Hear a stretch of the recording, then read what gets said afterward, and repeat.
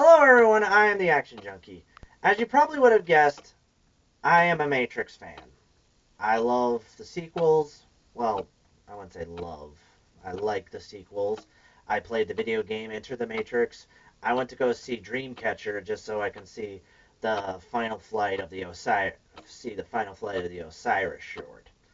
And by the way, Dreamcatcher is not that bad of a movie, okay?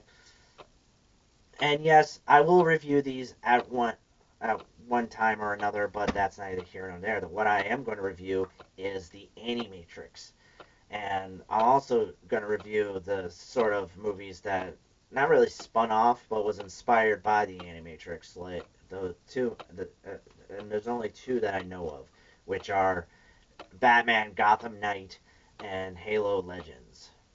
And if anybody knows any other type of movies like that, please let me know in the comments below.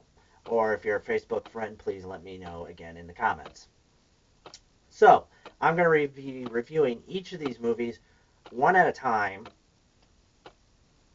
One at a time.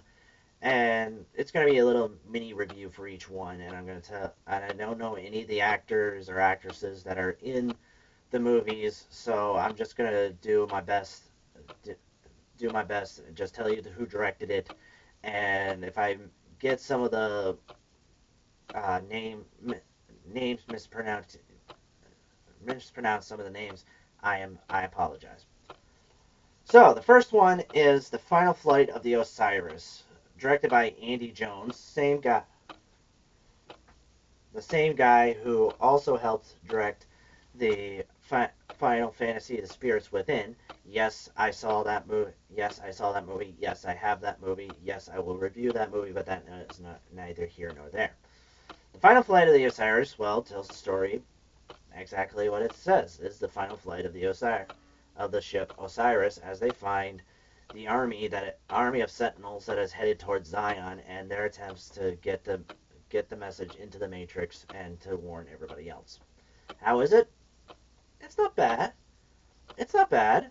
I mean, the animation is really well done. It's computer animated, and it's a pretty good story. It answers some questions, like how it answers some questions. Well, not really answers any questions. It's just good. The second and third one is a two-parter called The Second Renaissance, directed by Mir Miriro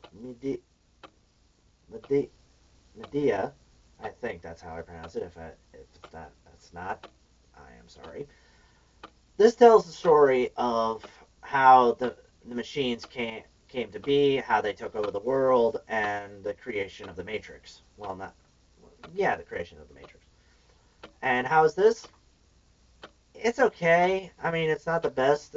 It's not the best. It answers some questions on how they scorched the sky and who struck first, which was us. Which again, it raises more questions than it does answer.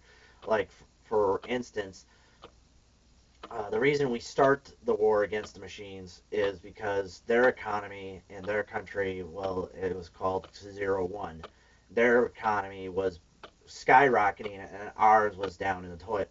Ours was in the toilet, and we decided, oh, we're not going to let these machines do this. We're going to eradicate them all from the face of the earth. That just doesn't make sense to me. But the animation's nice, even though the story makes a little sense, but the motivations make little to none. All right, fourth story is called A Kid Story, directed by Shinichiro Watanabe, which is one of my favorite directors. He's created Wolf Rain and my favorite anime of all time, Cowboy Bebop. This one tells the story of the story of Kid from Matrix Reloaded, how he got out of the Matrix, and that answers a little more questions about who he is and his life before he was out of the Matrix, and it's a good story. It's a pretty good story. The animation, it's not my style. I mean, it's very wavy and very flow, but it's not a bad story altogether. Number 5, Number 5 is Program, directed by Yoshiko Kachinari, and this one is my favorite. It's basically a sparring program story that is set in medieval Japan, and it is very, very, very well done, uh, very well animated. It's my favorite out of all of them. My number one favorite out of the everything in the Animatrix. The story is basically a woman is training, and her friend, forget his name, wants her to leave and come back with him to the Matrix, and of course she refuses. And like the story's good, the story is good, and the animation is very well done. Like I said, my favorite. The sixth is World Record, directed by Takahishi Korigi. I think I'm pronouncing that right. And this one is about a runner who becomes self-aware of the Matrix, but in the end is injured. It becomes injured and confined to a wheelchair. This one is not bad. It raises some questions about the human anatomy, but it's still not bad. I mean, it's not one of my favorites, but I enjoyed it. Seventh one, seventh one is called Beyond, directed by Koshi Miyamoto, and this one tells the story of some kids wandering into a supposed haunted house, and what it is a giant glitch in the Matrix. You got cans hovering. You got rain inside a house. You got a door that leads to nowhere. It is really trippy stuff. It's tied for second, which is the next one I'm going to be talking about, the eighth story, which is called a detective story, again directed by Shironoto Watanabe. This one tells the story of a detective who's on the trail of Trinity, and we don't really reveal that much about Trinity, although it makes some more Alice in Wonderland type stuff, but it's still good. It's still good. It's tied for second. My second favorite.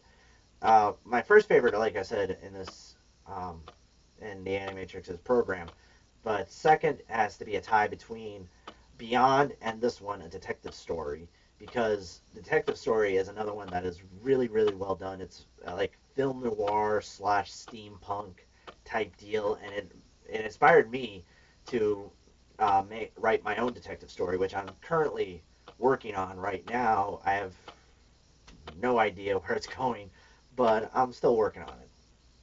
And the last one is Reticulated, directed by Peter Chang and also done by the same studio who did the Aeon Flux series, which I didn't really care for the animation. This one is my least favorite, and I'll tell you why. The story is a small resistance group captures machines and then takes them through a program to where they have to make a choice to join them, to join the humans. And that doesn't make much sense to me. I mean, why would you give the machines a choice? I mean, I get it, they have artificial intelligence, but why to give them a choice? It's not like in the Terminator series, they gave the machines a choice to join them. No, they just took out their CPU and reprogrammed them. Why can't they do the same here? Just if you can answer that for me in the comments below, please. So that was the Animatrix in a whole, and there's some bits I like and some I don't, but it's still all pretty good. As a whole, I have to give it a 4 out of 5. That sounds pretty. I mean, because of some of the other stories, it's not perfect, but it's still pretty good to watch. If you're a Matrix fan, well, if you're a Matrix fan, you already know about it. But if you're not a Matrix fan, I suggest go see it anyway, just for the animation alone. I mean, the animation styles is really, really good, and it's just really fun to watch. Well, that's it for now. The next time you'll see me, I will be reviewing Batman Gotham Knight. That is it for now. I am the Action Junkie, and I like things that go boom.